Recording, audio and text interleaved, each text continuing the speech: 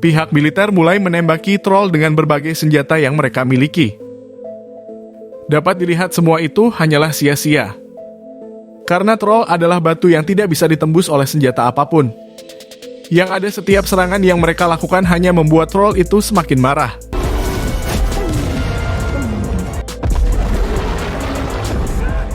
Setelah itu troll pun membalas serangan mereka dan membunuh begitu banyak pasukan militer. Ia bahkan menelan satu prajurit yang saat itu sedang terluka. Jika terus seperti ini, mereka semua akan mati sia-sia. Ayah Nora pun nekat menyapa troll itu dan berusaha menenangkannya. Namun saat troll itu mulai tenang, seseorang malah menyerangnya dari belakang. Sehingga troll itu pun marah dan menendang ayah Nora. Nyatanya jika mereka tidak melakukan apapun, troll itu sebenarnya tidak akan menyerang mereka. Di detik-detik kematiannya, ayah Nora pun menyebutkan istana raja dan rumah yang pasti berkaitan dengan troll tersebut. Setelah kematian sang ayah Nora semakin percaya bahwa makhluk yang mereka hadapi saat ini adalah troll seperti di dunia dongeng. Jika sesuai dengan dunia dongeng, maka troll akan ketakutan dengan suara lonceng. Untuk membuktikan hal itu, Nora dan yang lainnya pun melancarkan aksinya bawa beberapa lonceng mendekati troll tersebut.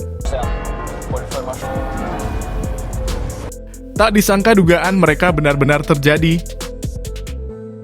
Ternyata dongeng yang diceritakan oleh ayah Nora selama ini adalah kisah nyata.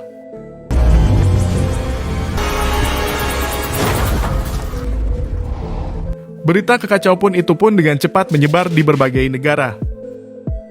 Masyarakat mulai panik dan mendesak pemerintah untuk segera menyelesaikan masalah ini. Apalagi diketahui bahwa troll itu kini mulai bergerak ke arah ibu kota. Sesaat sampai di markas operasional, Nora mengusulkan agar mereka mencari tahu informasi tentang troll terlebih dahulu. Lalu mereka mengambil tindakan selanjutnya. Meskipun Nora telah membuktikan perkataannya, namun kepala pemerintahan dan Perdana Menteri masih tidak setuju dengan Nora. Mereka lebih memilih menghancurkan troll itu dengan menggunakan sebuah rudal. Berdasarkan keputusan itulah, masyarakat di ibu kota langsung dievakuasi untuk mengosongkan wilayah target operasional. Nora dan Andreas tentu saja tidak setuju dengan keputusan itu. Karena apa yang dilakukan oleh pemerintah hanya akan menghancurkan wilayah ibu kota. Saat Nora sedang berpikir, ia pun tiba-tiba teringat akan perkataan ayahnya sebelum meninggal, di mana ia sempat menyebutkan tentang raja rumah dan istana. Tak disangka semua itu pun mengarah pada satu tempat, yaitu istana kerajaan. Di sana mereka pun bertemu dengan pejabat senior yang bernama Richard Sinding. Nama Richard Sinding beberapa kali disebut dalam buku harian ayahnya. Sehingga Nora pun berpikir Richard mungkin mengetahui sesuatu terkait semua ini. Sesampai di istana kerajaan, Richard pun menunjukkan sebuah terowongan tersembunyi. Tak disangka istana kerajaan Norwegia ternyata dibangun di atas kerajaan troll demi pembangunan itu. Mereka bahkan rela membantai semua keluarga troll. Hingga tersisalah satu keturunan raja, yaitu troll yang sekarang sedang mengamuk di luar sana. Dari informasi itu, maka sudah dipastikan bahwa semua perkataan ayahnya Nora memang benar adanya. Jika begitu, maka mereka hanya membutuhkan satu hal untuk menghentikan troll, yaitu cahaya matahari. Jika ditarik sekilas, mereka memang pernah melihat troll keluar di siang hari. Namun dia tidak pernah terkena cahaya matahari secara langsung.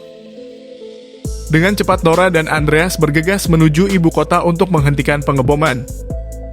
Nora juga meminta bantuan Kapten Chris untuk membantu mereka, sementara Andreas menghubungi rekannya untuk meretas sistem markas operasional. Sesuai rencana, mereka pun berhasil menggagalkan pengeboman yang akan dilakukan oleh pemerintah. Di waktu yang sama terlihatlah Nora dan Andreas yang membawa kerangka kepala troll.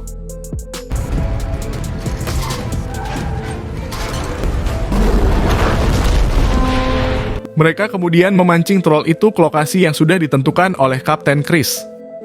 Sesampai di sana, Kapten Chris menyalakan beberapa lampu penerang yang membuat troll itu pun kesakitan. Melihat hal itu, Nora merasa kasihan, bukan ini yang ia inginkan.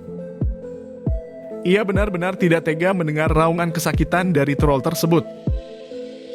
Nora pun menangis dan berteriak meminta troll itu untuk pergi dan kembali ke gunung. Namun di saat itulah matahari mulai terbit dan membuat troll itu terbakar dan berubah menjadi bukit batu. Bukit batu itu kemudian diberi nama Bukit Tobias, sesuai dengan nama ayah Nora.